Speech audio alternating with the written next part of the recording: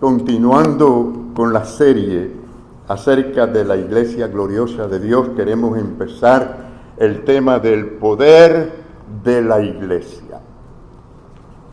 La iglesia tiene poder que es dado por Dios. Vivimos en tiempos en que la gente desea más control, más poder, es decir, el mundo está como obsesionado con el asunto de tener poder y nos acostumbramos a tener también cierto control. Usted puede hoy en día controlar su aire acondicionado desde su celular. Usted tiene control. Tenemos muchas maneras de tener control hoy en día, pero también podemos hablar del control o el poder financiero, es decir, trae un sentido de valor y un sentido de control a la gente. Y por ejemplo, cuando hablamos de una nación que es rica, es una nación que es poderosa. Y por eso podemos decir que esta nación es una potencia mundial. Es una realidad el hecho de que la riqueza da poder. No importa de qué tipo de riqueza estemos hablando, es un principio.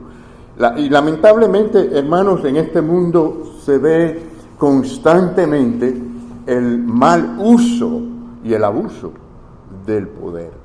Y uno de esos ejemplos lo estamos viendo hoy día precisamente en estos tiempos con la guerra de Rusia e Ucrania. Hermano, Ucrania en este caso ha sido invadida por Rusia. Rusia quiere tener cierto control, cierto poder. Pero, hermanos, en los términos bíblicos, en los términos que encontramos en las Escrituras, el poder se adquiere de manera muy diferente. Ya sabemos que para tener poder hay que tener riqueza, sea en lo terrenal o sea en lo espiritual. Una persona puede tener riquezas materiales y no necesariamente espirituales o viceversa. Para tener poder espiritual hay que tener riquezas, pero a la vez hay que tener mucho cuidado con el deseo de la riqueza material.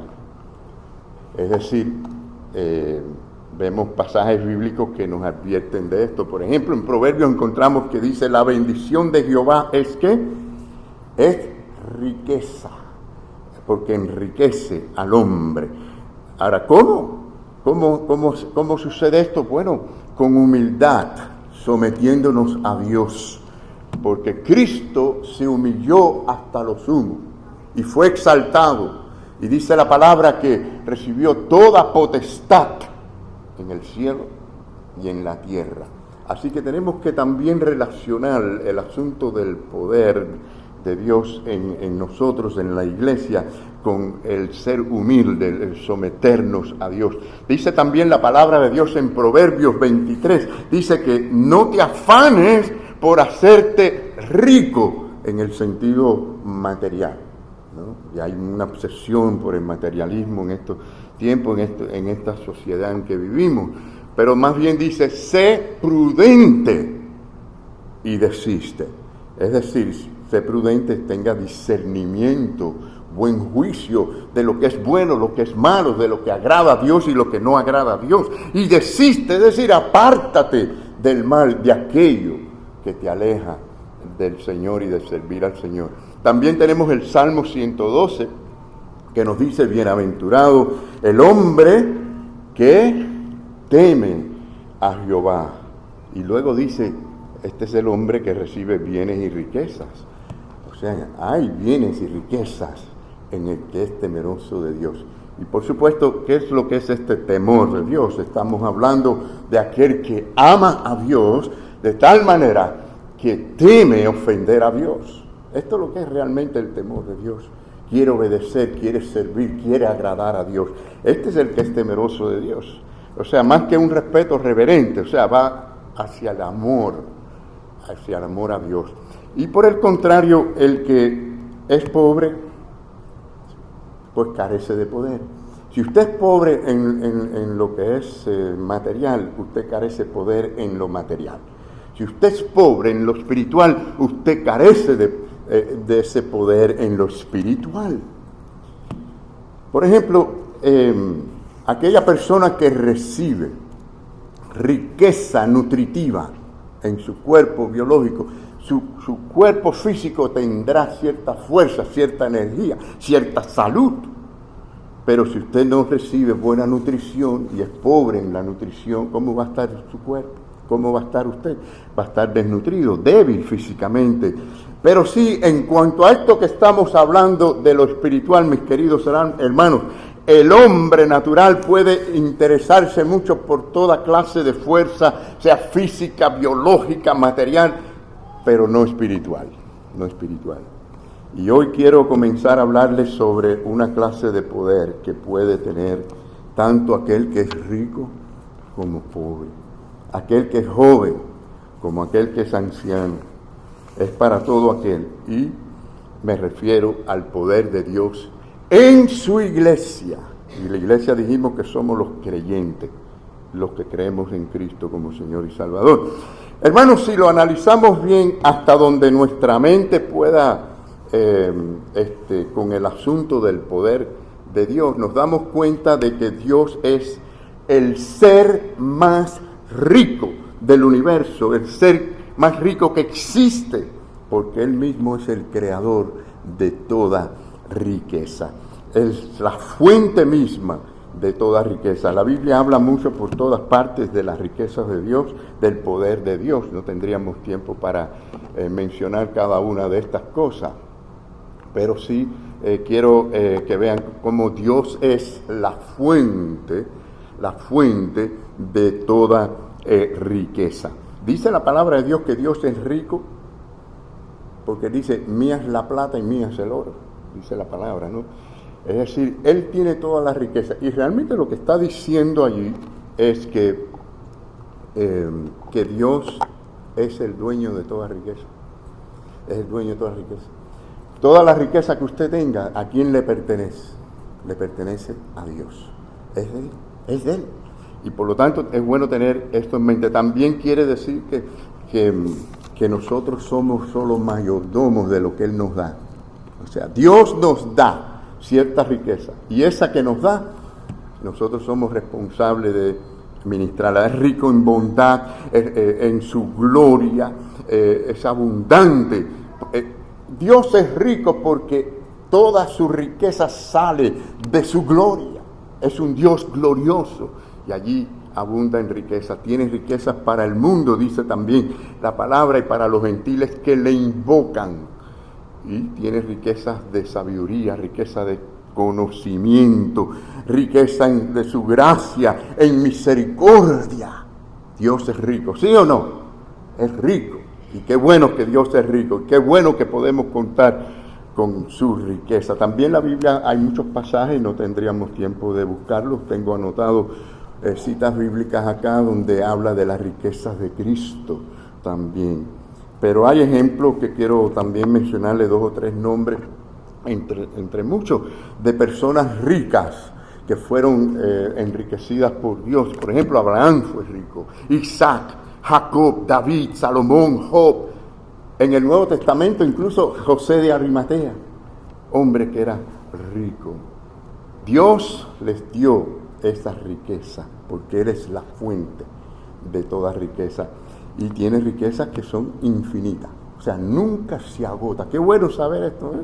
Qué bueno saber que nunca se agota la riqueza de nuestro Dios. Así que no podemos conectar nunca el poder de la riqueza, el poder de la riqueza. Ahora bien, ¿dónde está la promesa de Dios en cuanto a su poder en este mundo de tinieblas? ¿Dónde está allí? Bueno, hermanos, el poder y la riqueza de Dios es especialmente para usted, para los creyentes, para su iglesia. ¿Lo sabías? Esto es importante que lo tengamos en cuenta. Así que no hay duda de que el poder y la riqueza de Dios es especialmente para su iglesia. Y nos movemos al punto de que el Espíritu Santo es el poder de la iglesia. Es el poder de la iglesia. El Espíritu Santo usa la palabra de Dios en los corazones. Agarra la palabra de Dios y la mete allí en la mente, trabaja en la mente de su pueblo para producir la dinámica, para producir la energía que ese pueblo de Dios necesita. Es decir, si usted no se siente animado, si usted no se siente gozoso en las cosas del Señor, con la fuerza, la energía para servir, mira a ver qué es lo que está pasando en su relación con Dios, porque el Espíritu Santo está apagado. Y la Biblia habla y nos dice y nos advierte, no apaguéis al Espíritu Santo. Bueno, otro de los temas dentro de este punto del Espíritu Santo. Pero así que el Espíritu Santo, mis queridos hermanos, es el poder de la iglesia. Y sin esta fuente de energía, simplemente la iglesia, aunque sea muy atractiva por fuera, aunque tenga muchos programas, aunque tenga todo el dinero que tenga, mis queridos hermanos, como un carro nuevo, bonito, pero sin motor. Es decir, no carece de poder. Así que hace falta esa fuente de energía que trae y produce el Espíritu Santo. Y por eso es que tenemos que advertir del peligro siguiente. El peligro, yo diría, más terrible que puede haber dentro de cualquier iglesia. Quiero decirle por lo menos dos cosas en cuanto a esto. Primero, la posibilidad de conocer de las Escrituras, de conocer acerca de Jesucristo y no conocer al Señor personalmente como Señor y Salvador. Esto es un peligro tremendo, tremendo.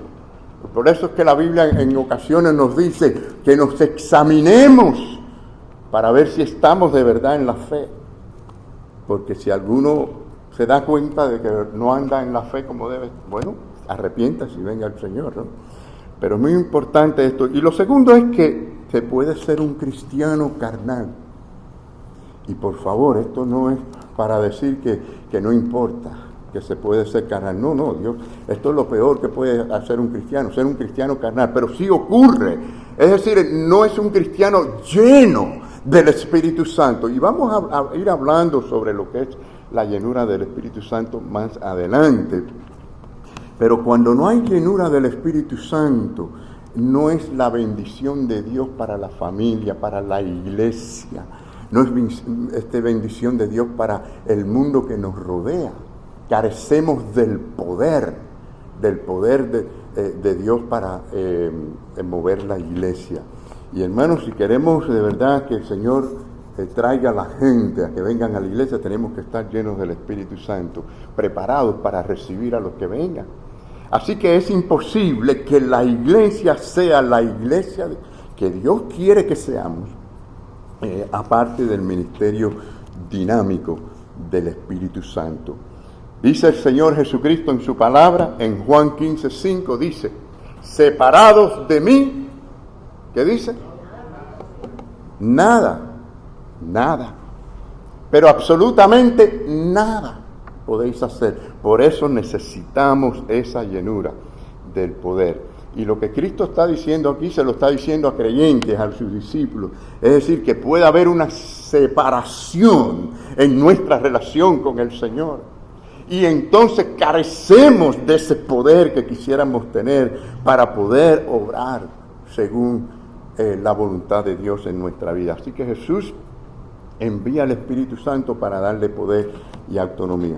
Bueno, en primer lugar quiero decirles en esta mañana, mis queridos hermanos, que el Espíritu Santo, y hoy vamos a quedarnos acá en el primer punto, ¿no? Pero el Espíritu Santo mismo es promesa de Dios a la iglesia.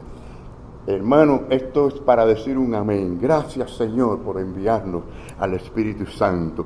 Miren, en la noche antes de la crucifixión, Jesús dijo a sus discípulos, dijo así en su palabra, pero yo os digo la verdad, os conviene que yo me vaya, porque si no me fuere, el Consolador no vendría a vosotros, mas si me fuere, os lo enviaré. Así dice su palabra, ¿verdad? En Juan 16:7.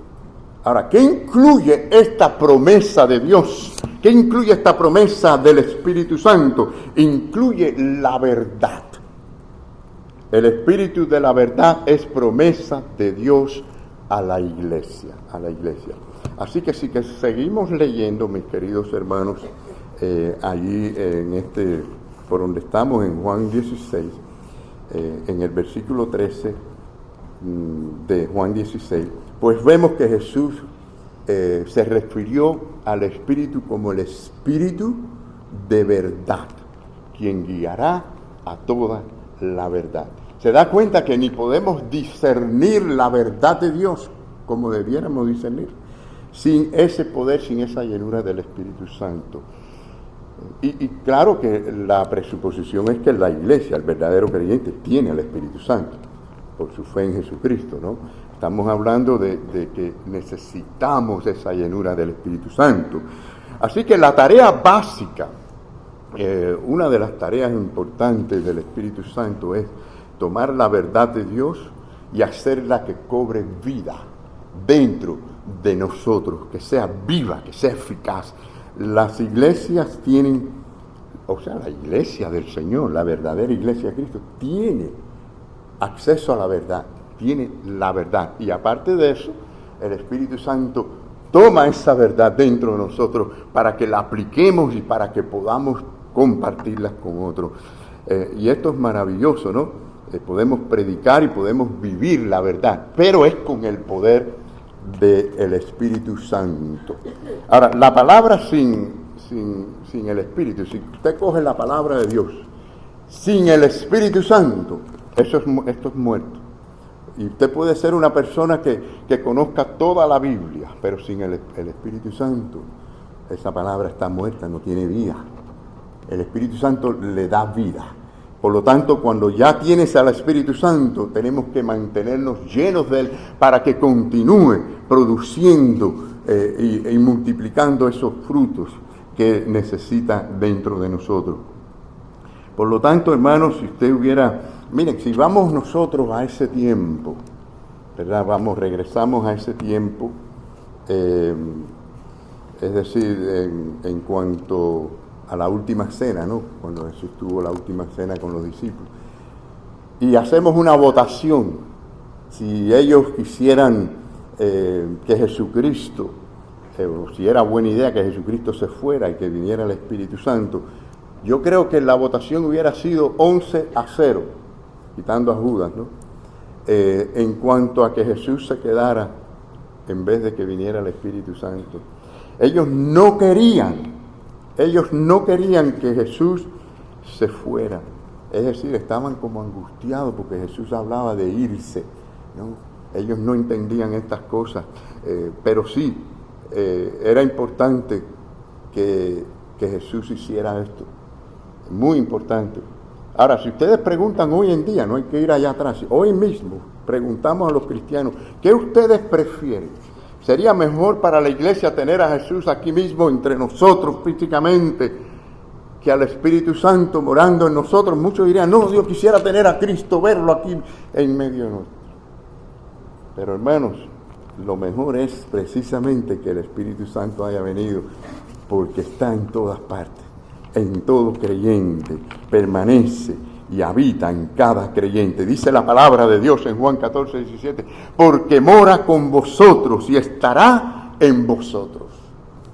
El Espíritu Santo, mis queridos hermanos, también da poder. Dijimos que el Espíritu Santo guía la verdad, ¿no? Pero también da poder, y eso es promesa de Dios a la iglesia. Miren conmigo, por ejemplo, en Hechos 1:8, que dice que Jesús dijo, recibiréis poder cuando haya venido sobre vosotros el Espíritu Santo, y me seréis, ¿qué?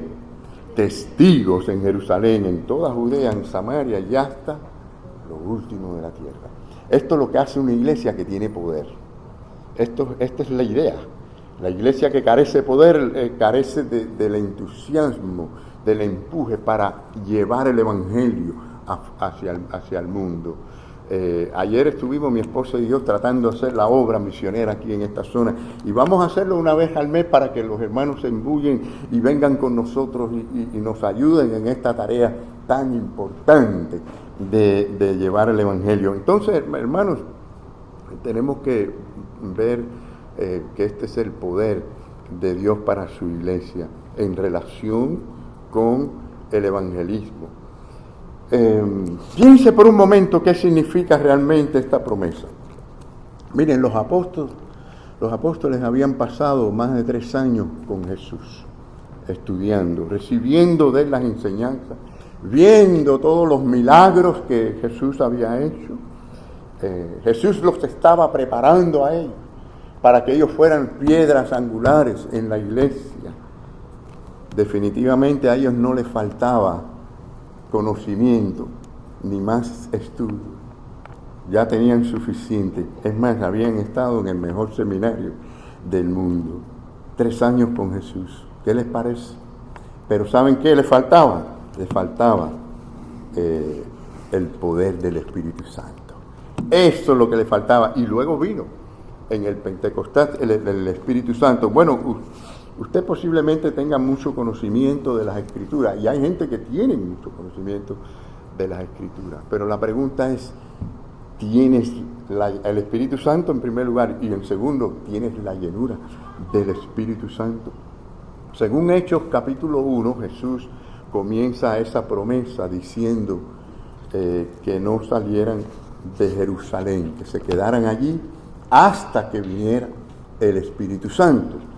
Y los discípulos hicieron eso, fueron obedientes, y luego leemos en Hechos 2 que cuando llegó el día del Pentecostés, estaban todos juntos, estaban unidos en un solo lugar. Esto es muy importante, ¿no? Que tenemos que darle prioridad a estos mandamientos. El Señor quiere que nos congreguemos, que estemos unidos, que juntos compartamos y que juntos disfrutemos de la presencia de Dios y estemos llenos del Espíritu Santo. Yo quiero que ustedes me sigan allí en Hechos capítulo 2 del 1 al 4. Si ustedes pueden, síganme allí en esta lectura. En Hechos 2 del 1 al 4 dice: y de repente vino del cielo un estruendo como de un viento recio que soplaba, el cual llenó toda la casa donde estaban sentados, y se les aparecieron lenguas como de fuego repartidas, y se posaron sobre cada uno de ellos, y fueron todos llenos del Espíritu Santo, y comenzaron a hablar en otras lenguas, según el Espíritu les daba que hablasen. Miren, el Pentecostés era originalmente una fiesta anual de la cosecha que ocurría, era por 7 semanas después de la Pascua. Y por supuesto, al día siguiente, porque 7 por 7 son 49, al día siguiente, el 50 días, era la conclusión de esa fiesta. Después de la resurrección de Cristo, pues se convierte en el cumpleaños de la iglesia en sí, ¿no? Era el comienzo del poder y la actividad de la iglesia por medio del Espíritu Santo. Entonces, vemos que en el pacto antiguo, o sea, si vamos al Antiguo Testamento, el Espíritu Santo solo moraba o venía a aquellos escogidos para una obra, para una misión, o hasta que se cumpliera la misión. Y ese era el patrón del Antiguo Testamento. Y es el mismo patrón que Jesús siguió temporalmente después de la resurrección con sus discípulos. Si ustedes recuerdan, que algunos ven esto como extraño, ¿no? Porque dice la palabra que Jesús les sopló a ellos el Espíritu Santo. Y esto fue seguidamente de la resurrección, pero lo hizo para enviarlos a predicar, y eso hicieron, y así fue hasta que cumplieron esa misión.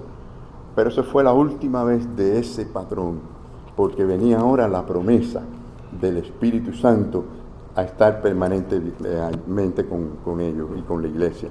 Ahora, la palabra Pentecostos es la palabra en griego, ¿no? Del Pentecostés.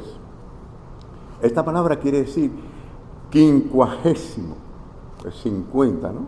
Es el día 50 después de la resurrección del Señor. Así que, ¿cuál era el secreto del poder de la iglesia y dónde se encuentra? En el Espíritu Santo y la llenura del Espíritu Santo. Así que es una buena pregunta que nos hagamos en esta mañana. ¿Estoy lleno del Espíritu Santo? necesitamos estar llenos del Espíritu Santo, es un mandamiento del Señor. Y en la venida del Espíritu Santo, o sea, el día del Pentecostés, estaba allí manifestada la presencia y el poder de Dios. Dice la Biblia, como leímos, que hubo viento, o sea, fuego, fue una invasión tremenda, fue un alcance extraordinario que nunca antes habían visto. Así que fueron capaces de poder predicar en otros idiomas. Es decir, predicaban con el conocimiento que ellos tenían en su idioma, pero les escuchaban, les oían cada cual en sus propios idiomas. Ahora, lo segundo que quiero decir en cuanto a esto es el efecto que tuvo, el efecto evangelístico. El versículo 8 dice: ¿cómo pues les oímos nosotros hablar cada uno en nuestra lengua en la que hemos nacido? Es decir, ellos comenzaron a predicar el evangelio y se estaba cumpliendo el mandamiento de ir hasta el fin del mundo. Es interesante porque si ustedes van al próximo versículo, al 9, van a ver una lista de los idiomas y de las regiones que empezaron a cubrir y a predicar en esos lugares en otros idiomas.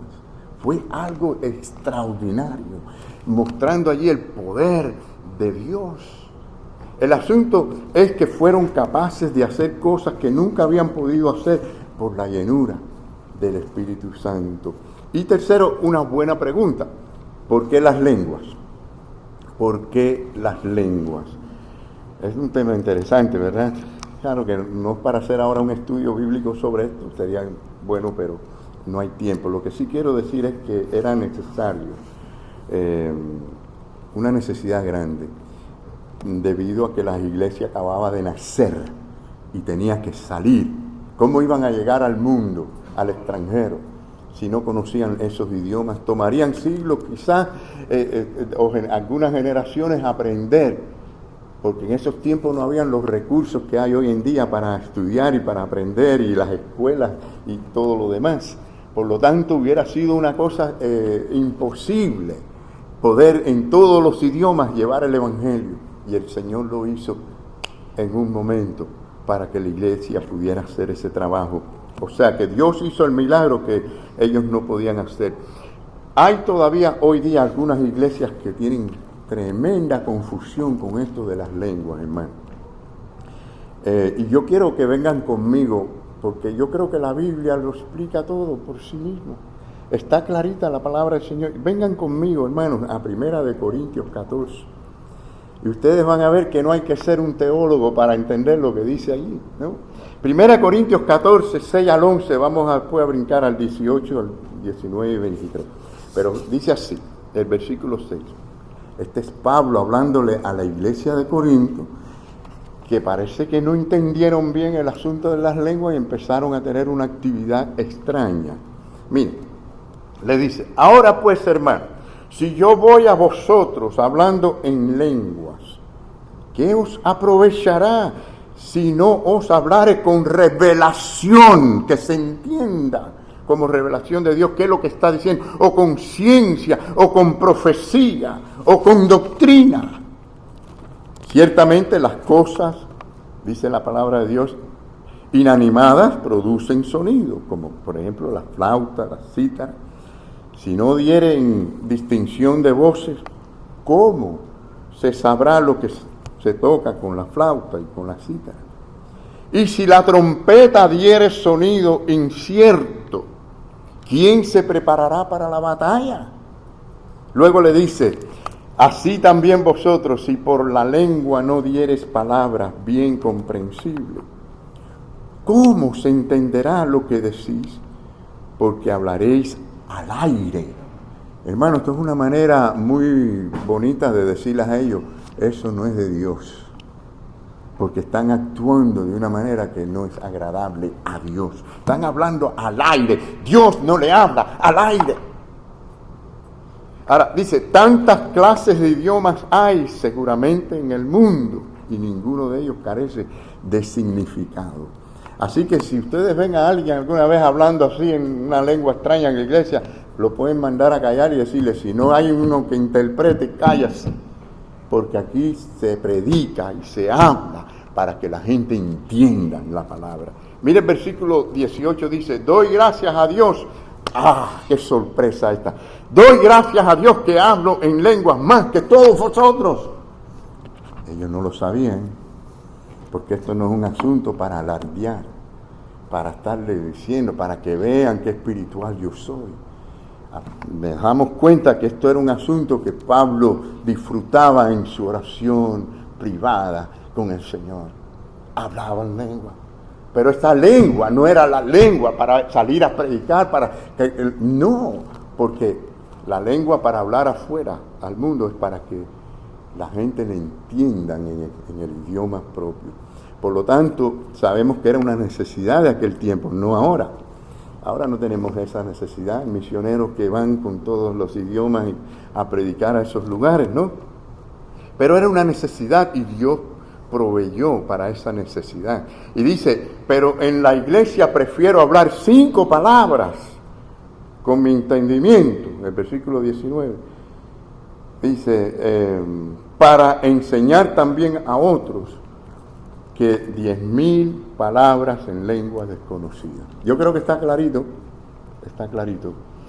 Dice el versículo 23, si pues toda la iglesia se reúne en un solo lugar y algunos hablan en lengua y entran indoctos e incrédulos, ¿no dirán que estáis locos?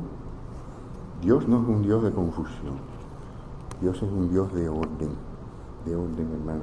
Así que algunas de estas iglesias, y todavía hoy en día, vemos que violan esta enseñanza de 1 Corintios 14, no lo aplican. Yo recuerdo hace años haber visitado una iglesia, era parte de mi trabajo del seminario, visitar diferentes denominaciones y vi allí la gente por todas partes en la congregación hablando, ahí no se entendía nada de lo que estaban diciendo. Y toda esa murmuración era algo confuso. Yo decía, esto se parece más a la magia negra, a algo que no es de Dios. Pero así la gente cree que eso es espiritual. Y hermanos, las cosas del poder de Dios no son de confusión, ni dependen de emociones, ni de fanatismo. Donde hay poder de Dios hay orden, hay entendimiento, hay reverencia, hay disciplina, hay consagración, hay devoción al Señor. Bueno, algo más en cuanto a este asunto es que los versículos 21 al 22, si ustedes pueden después leer, explica la razón por la que habían estos dones de las lenguas. Y yo creo que Pablo hace claramente la diferencia. Por ejemplo, él habla allí de que habían lenguas y habían profecías. Y que las lenguas eran necesarias para los inconversos, para llevar el evangelio. Mientras que la profecía, que es la predicación que se entiende, para la iglesia. Bien clarito lo explica allí cuando ustedes puedan leerlo. Así que todo esto era porque los apóstoles estaban limitados en número y la iglesia acababa de empezar y necesitaba toda esta obra de Dios para que llegara hasta lo último de la tierra. Entonces, hermanos, el punto 4 de este primer punto que quiero mencionar en breve es que Él tiene el control, Dios tiene el control. Dice la palabra de Dios, pero todas estas cosas las hace uno y el mismo Espíritu, repartiendo a cada uno en particular como Él quiere. Fíjense que esto es importantísimo porque la gente en estos grupos buscan, se esfuerzan por hablar en lengua, porque esto significa el Espíritu, que tener el Espíritu Santo, etc. Pero aquí dice que esto es algo que reparte el Espíritu Santo. Usted no lo busca, el Espíritu Santo se lo da. ¿Por qué se lo da? Porque es necesario para una obra en particular, y no es para uno estar escogiéndolo. Y bueno, pues así vemos mucha gente confusas con estos temas, ¿no? Así que la del Pentecostés fueron para evangelizar con los idiomas extranjeros, y lo que vemos acá en Corintios era otro género, como decir lenguas angelicales, ¿no? Pero Pablo les enseña a ellos que esto debe ser más bien para la vida privada o en privado, y si usted sigue leyendo, pues se da cuenta que él dice que si alguien habla, entonces que otro interprete. Es decir, tiene que ser para que haya entendimiento. Así que Pablo les hace ver a los corintios, hermanos, que sí hay un don que debemos buscar, en el cual debemos crecer todos. Y les hizo ver a ellos que el hablar todas esas lenguas, parece que a ellos carecían, ¿no?, del amor. Y en 1 Corintios 13:1 le dice, si hablasen en lenguas, ¿cómo les dice? ¿Recuerdan el texto, hermano? Si yo hablase en lenguas humanas y angélicas y no tengo amor, vengo a ser ¿qué? Un metal que resuena, como címbalo que retumba. Esto es igual a decir nada, cero. No somos nada, no tiene importancia, ningún valor, no hay espiritualidad. Entonces es muy importante que crezcamos en el amor también. Así que, hermanos, vamos a continuar hablando sobre estos temas. Yo quiero terminar con el versículo de Efesios 5:8 que dice, sed llenos. Sed llenos. Esto es un mandamiento. Aquí no dice, si usted quiere, si usted lleva mucho tiempo en la iglesia, si usted tiene ciertos estudios y experiencia, si usted tiene cierta posición. No, no dice. Aquí dice a los creyentes, sed llenos del Espíritu Santo. Hermanos, esto es equivalente a consagrarnos al Señor, a vivir para Cristo, a vivir para la gloria de Dios, a vivir para agradar al Señor en todo, en pensamiento, en actitudes, en acción. Y saben que la vida se hace feliz, la vida del cristiano, cuando vivimos para Dios y no para nosotros, ¿no? Así que pensemos en esto. Vamos a continuar con el tema del poder del Espíritu Santo. El segundo punto que vamos a ver a continuación el próximo domingo es si el Espíritu está activo en la iglesia. Que el Señor les bendiga a todos, mis queridos hermanos.